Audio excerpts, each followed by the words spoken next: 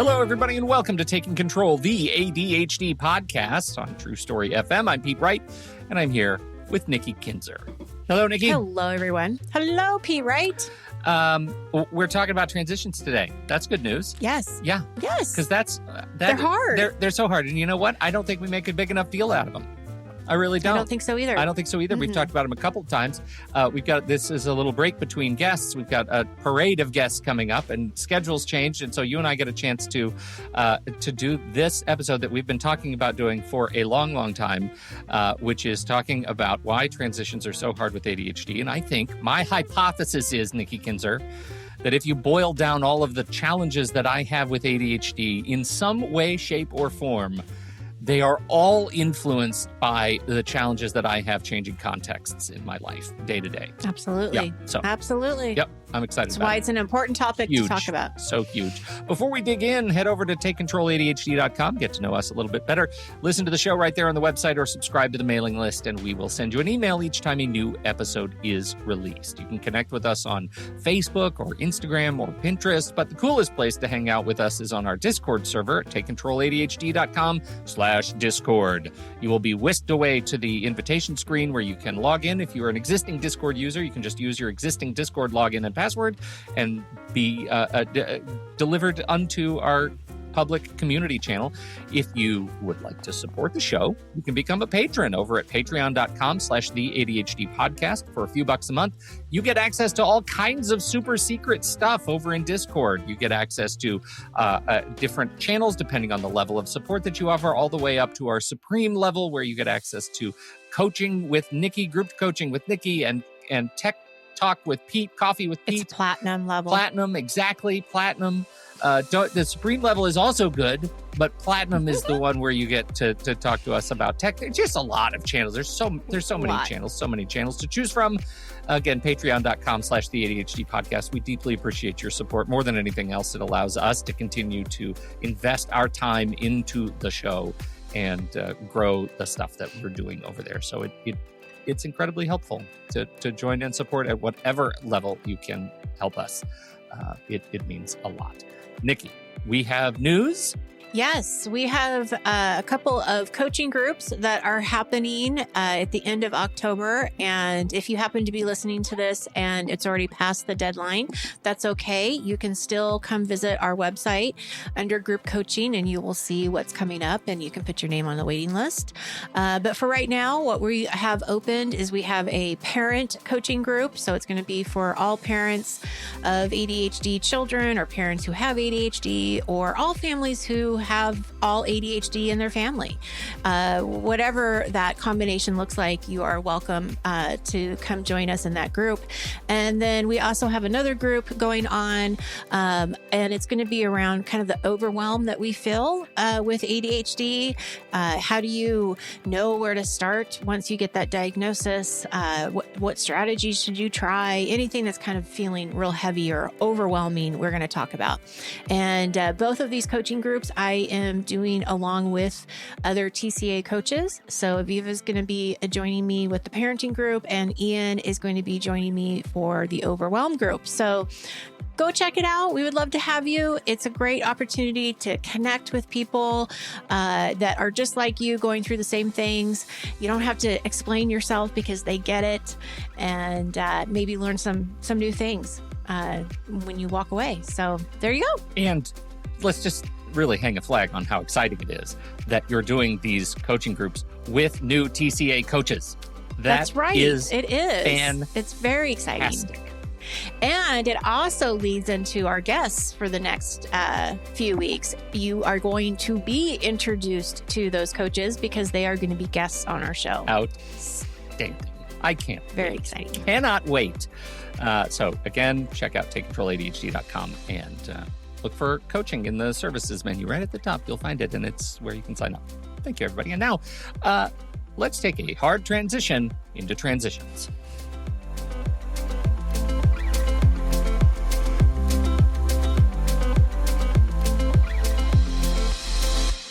Some sort of grinding sound effects, car crash, maybe Dahmer's voice. Mind blowing. Yes, Yeah, yes. right? Really Okay. Well, Nikki, transitions. Why are transitions so hard with ADHD? so many reasons. But, one of the reasons that I wanted to specifically talk about this right now is it's a really nice follow-up conversation from our interview that we had recently with James Ochoa, because he taught us in that interview the importance of really taking time to reset our thinking patterns and calm our nervous system with breathing, right? Yeah. So we didn't really talk about transitions last week when we had this interview with James Ochoa. But when I was thinking about this particular show, I thought, wow, what a great resource that could be easily used for transitions. But before we talk about all of that, Okay. I want to kind of start with the basics of what we really are talking about. Okay. Let's do that. What is it? Yeah. What is a transition? What am I talking about? And, this is the thing. Transitions can be big, medium, or really tiny, but they all have a huge impact. Yeah. And they're all really difficult to do. So when we look at like life-changing big transitions, we're looking at maybe making the choice of going back to school or changing your career, getting a new job, moving. It could be moving to another country, moving to a different state. It could be moving down the street. It is still a big deal. Getting married is a transition. Starting a family is a large transition or a life-changing transition. Mm-hmm. So these are these big things, right, that take a lot of consideration, time, a lot of emotions are involved. These are the things that people think about as the hard transitions, right? Like this is when you think about transitions are hard. These are the ones that I think people really lean in on. And these can be hard for anybody, right? These kinds of transitions are hard for a lot of people, ADHD or not. Right. Okay. Right. And then we have these medium ones that are more around like I'm going on vacation, and how do you transition from your daily normal life to, oh, I'm supposed to now relax and forget that I have, 5,000 emails in my inbox, right? Like, mm-hmm. how do you transition from daily life to a vacation? But then let's say you do get settled into your vacation, and now you have to go from vacation back into that daily life. Yeah. And that can be a really hard transition. If we go back to when we spoke with Casey Dixon around burnout, that, taking a vacation isn't going to help your burnout when you have to come back to whatever you felt like you were, had to leave. So that can be very difficult. It can also be difficult when you are coming back to work after a long weekend, or any weekend. Or any Monday. Weekend. Yeah, right. Yeah, Sunday to Monday is a hard transition. Or if your weekend is in the middle of the week, whatever that day looks like.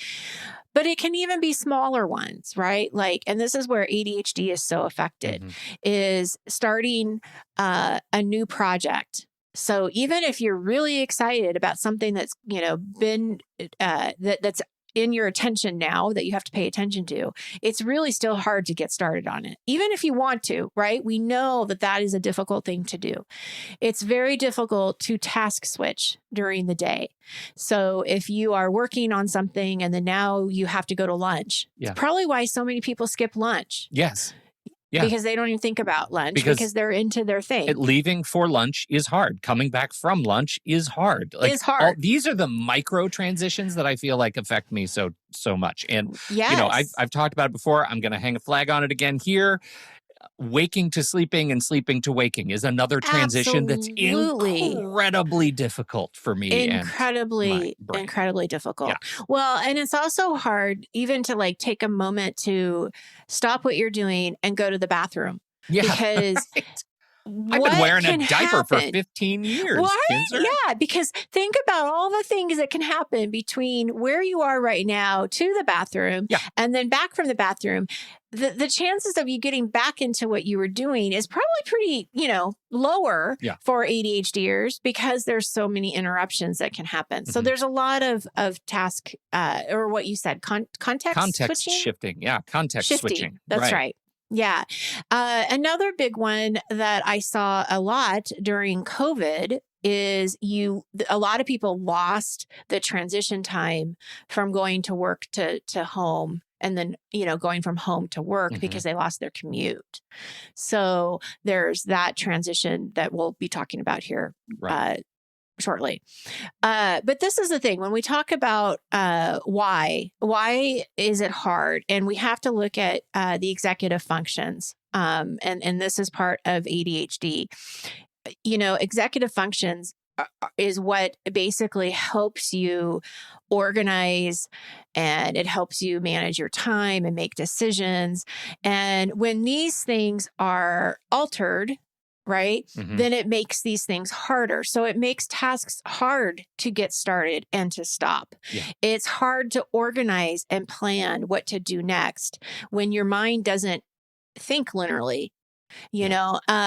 Time blindness will get in the way because you never really know how long something is going to really take you until you start doing it and get it done. And you could do the same thing over and over again, and it could still, it can have different time frames Mhm. depending on what you're thinking about that day or what your environment is like that day. So we have, a lot of those executive functions are compromised. So that's one of the reasons why transitions can be really difficult. But there's also this emotional toll that we don't always talk about. It is kind of like an emotional troll, isn't It's it? an emotional troll. It Yeah. is. I don't think that was a mistake. I think it's a troll that's running around. Yeah. Yeah. That's trying to get in your influence business. you. Yeah, yeah. And this also makes a lot of sense when you think about how hard it is to get started on something. You finally get started on it. Yeah. And now you don't want to stop. Yeah. Right. It's like a huge gift when you finally find momentum in anything that there is immediate regret at the fact that eventually it's going to have to stop without being finished if it's a larger Yes. project. That's the thing. I immediately start thinking about the next transition, and that is hard to shake, right? That is this omnipresent stress, anxiety, fear that I'm never going to be able to find this groove again. Mm-hmm. Well, and you bring up a good point that I didn't even think about until you said this. Finish. There's Yeah. this all or nothing thinking that comes into play subconsciously. You may not even be thinking of that this is happening, but if you think that you can't leave until it's finished, then that's a lot of times going to give you a really hard. It's going to be a very difficult roadblock because Yes. things don't just finish. Yep. Very few things just get finished, right? So that's definitely something to think about too. Why this can be so hard is with that all or nothing thinking. For sure. And it takes so much energy to transition. When we talk about attention, and we listen to the experts, they'll say it's not about a attention deficit. It's about paying too much attention to some things. And so it takes so much energy to pull that attention away to something else. And so that's again makes it very difficult. Yeah. It can be very stressful and overwhelming to get started again. So I have to leave, but I don't know, when am I going to come back to it? Yeah. And if I do come back to it, I probably am going to feel like I have to start all over again because my memory's bad. Yeah. And I can't remember what I did anyway. Yeah. So, just this loop, right? Yep. And this kind of ties everything together. It's just one of those things when you're feeling like you're in a good flow, and we've talked about this before, you just don't want to stop. Yeah. Yeah. You got the momentum going. That's true. I did mention COVID before, and I think it's important to highlight this a little bit that people probably had commutes or some time, in the car or on a bus or however you traveled to your workplace. And when we lose that, you don't really realize what you lose. I mean, there's some gain there that you don't have to do the commute anymore. Yeah. But the loss is that you probably had some time there that you didn't realize you really had to really reset and kind of switch roles, on whatever it is that you were doing. So what do you think? Does this all make sense? Anything you want to add? It really does. I feel like I want to go back to, and I'll use the sleep to waking one as an example. Like I feel like it's even the unconscious transitions, the things that we have to do sort of automatically or autonomically, that are really challenging for me, because I often don't recognize that I'm coming up to a transition consciously. Like, I'm not aware that things are about to get hard, and so I can't prepare for them. And so I think it's just important to be aware, even if the only preparation you can do is know that eventually I'm going to have to give myself grace for feeling bad. Eventually I'm going to have to let myself off the hook for not making this an easy transition. Eventually I know that something will surprise me, and it will put me into a crisis state that is unanticipated and forgivable at the same time. Like, I have to remember those words are so important to me, and some of the hardest words to access. To say, yeah. Yeah. Well, and I think that there's two things here: awareness and acceptance. Yeah. I think that awareness is really helpful for you to understand that the people that are listening, that you're not the only one that feels this pain. It is definitely part of the ADHD. It's part of how your brain is wired, to Yes. what it pays attention to and what it doesn't pay attention to. So it's important to understand that this is normal for ADHDers. You're not by yourself. But I think you're right. It's also this acceptance of, being able to give yourself grace and be able to understand that this is what's happening, and accept that. I think that if you're looking for, how can I make transitions easier? Yeah. It's not so much that they're easier. It's that you're accepting of them and you are like leaning into them. So you can't make all of a sudden transitions go away, because we do them all the time, right? We're going to stop podcasting in a few minutes, and then we're going to go into a meeting. Well, we're now, podcast hosts, and now we're going to be business people. Business people. Right? Like, it's a transition of even what our role is. Right. So it happens all the time. But it's also something to accept that, okay, I know this is going to be hard, and give yourself that grace, and not try to beat yourself up over it or try to make it go away, because they just won't go away. So it's working with That's it, right? They won't go away. Like, they are unavoidable, unassailable realities in our life. We are going to have to get out of bed at some point, even if at a bare minimum it's to go to the bathroom, or to clean myself up because I didn't want to go to the bathroom and get out of bed, or to eat, or to, like, you know what I mean? Like, it's gross, but that's the reality. Is eventually I have to deal with state change. And so that's where I want to bring it back to the last week that I have experienced with the guidance of our 7-time Hall of Fame appearance from James Ochoa, the 7-time Hall of Fame guest on the ADHD podcast, because that trick is the first breathing exercise that I've done it. And just a review, the breathing exercise, the 5-breath pressure exercise, and we can look at it from last week's show, where he walks through taking 5 breaths and then holding it and then releasing it and then taking a deep breath and waiting until you feel the pressure in your head. And there's a sort of discomfort that comes with that triggers an emotional state change, because for the way I was describing it, my experience with it as he walked us through it last week, it was that, it reminds you of the really important things, because you get that little dose of, oh my God, I can't breathe. My life preservation instinct kicks in and reminds me of more important things than whatever I'm stressed about at the moment. I don't know. Is that a fair reminder of your experience with it? I think it's a fair reminder, and I think it's a great place to put that information, because that is one of the things that you can do when you need to do that transition, right? And that was it. Is because I was this last week I've been really using that, and it's the first time a breathing technique has not been targeted at specifically like meditation, relaxation, head clearing. Like, I have to sit down for 5 minutes and actually get my thoughts straight. This is like, it's like pulling an emergency stop on a train, right? It's just like, I'm out of control right now, and I need some sort of a tool to stop me from being out of control right now so that I can figure out what happens next. And that Mm-hmm. is an extraordinary gift. It has been in my last week.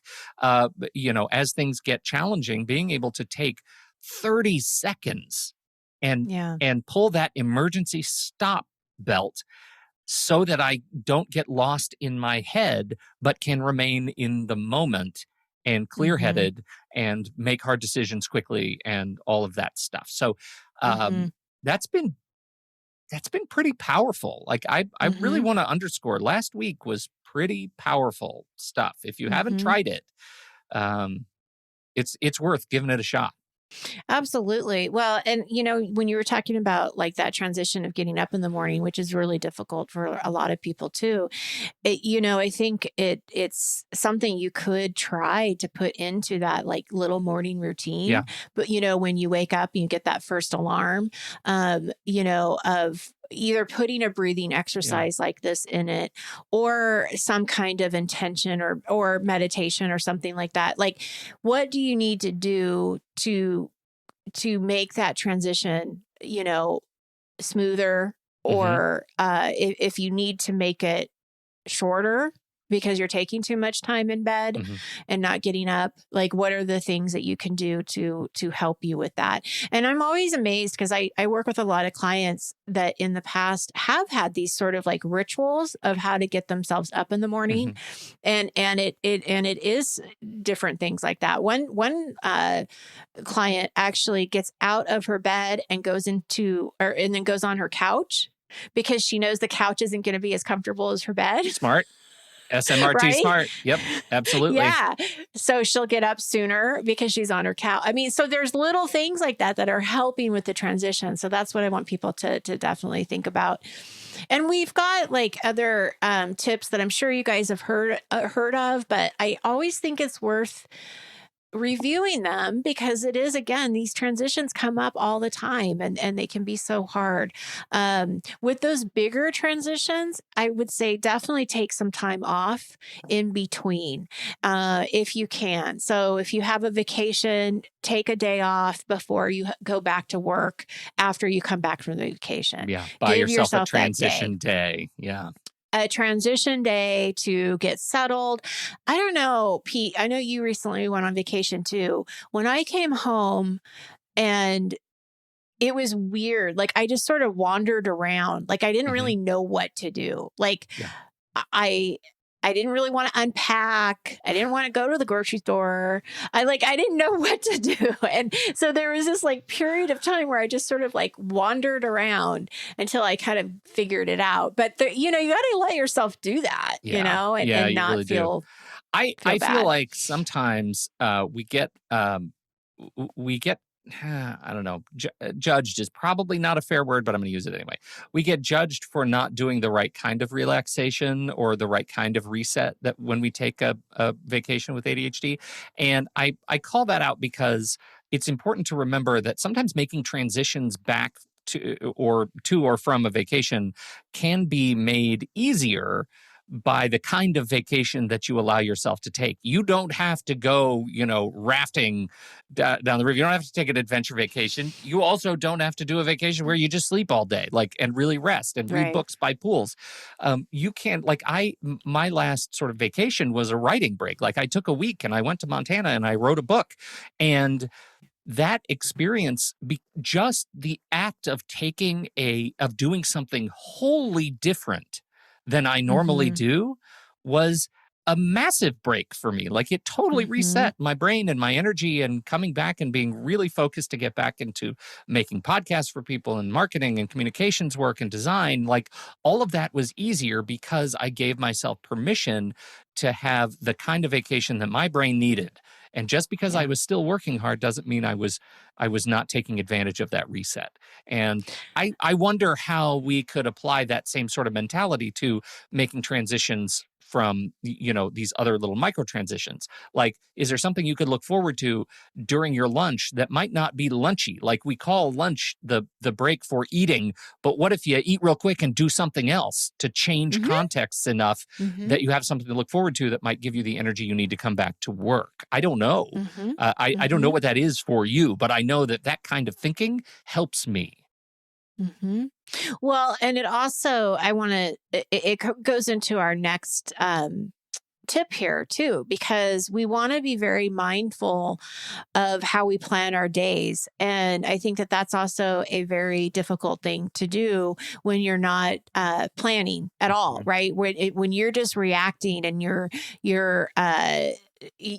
doing whatever the email says or whatever the text says, and you're really feeling out of control, your day is going to be very chaotic, and we want to slow down a little bit. So I think that, matching with what you're talking about with vacation, it's all about sort of slowing down, right? And resetting. And so I would have people look at, how are you planning your day? Do you have too many appointments?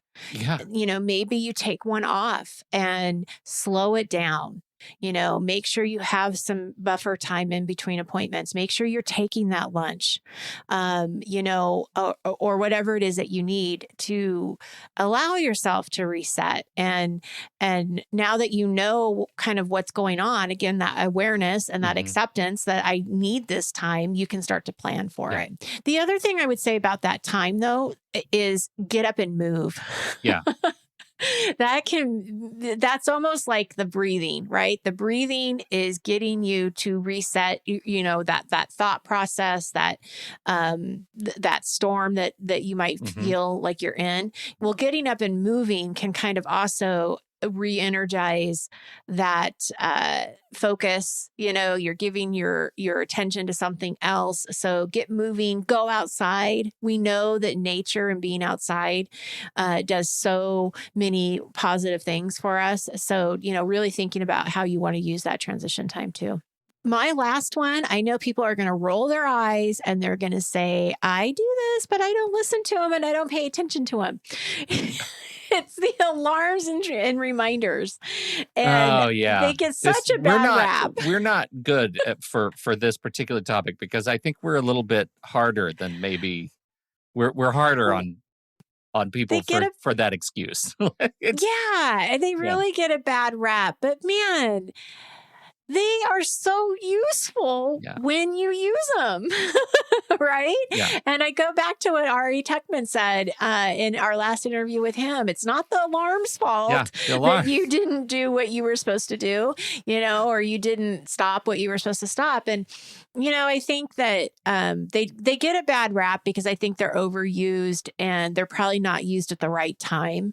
And so maybe reevaluate a little bit on how you use your alarms and reminders so they don't have that instant, resistance or that, oh, stop. Right. The alarm isn't working because I hate it is not the right use of the alarm. Right. Right. The alarm is not working because I ignore it. Those kinds of things. The alarm is not working because you are not using it. You let it go and you're blind to your alarm blind. And so maybe rethink your strategy about alarms. Yeah. And it can work with transitions, right? Yeah. I mean, that's the thing too, is that especially if you're trying to get out of the door, this is kind of the go-to example that I use is, you're trying to get out of the door to go wherever you are on time. And those alarms, if they're put in a strategic way in your phone or whatever alarm you're using, it can help you with the time blindness because it's right in front of you saying, okay, you leave in 15 minutes. Okay, now you leave in 10. Now you leave in 5. It is helping that blindness, and being able to, but you have to be able to do what you said you need to do at 15, 10, and 5 to get out of the door. So there's some practice that needs to happen there. But and that's okay. It's okay. It's okay. Yeah. And I think the two things again that I would want most people to get out of this is that awareness and acceptance. And if you can use the tools and strategies, I hope that you find some success, but also just understanding that, it is hard. It is. Yeah. You're not by yourself, but there are some ways to make it, I don't know if I would say easier, but livable. Tolerable. Okay. Yeah. But you can't get rid of it. And that, I think, is the real trick. You're not going to get rid of your transitions. We've got them all our lives. And but we can make them livable. That's the goal. That's a better goal. All right. There you go. Thank you, Nikki Kinzer. Thank you, everybody, for downloading and listening to this show. We appreciate your time and your attention.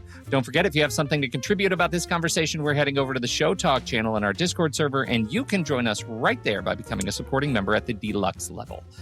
And by the way, I should say that after I say these next words, the music will come up, and for many of you, the show is just going to end. It will just stop and it'll move on to your next podcast. But if you were a supporting member in our Patreon, patreon.com/the ADHD podcast, the show would go on because Nikki and I stick around and we talk some more with the people who have been chatting with us in the live stream in Discord. So as questions come up and comments come up, we're going to stick around for the members. In case you didn't know that, that's one of the other kind of cool things about becoming a patron. So thank you to all of our patrons.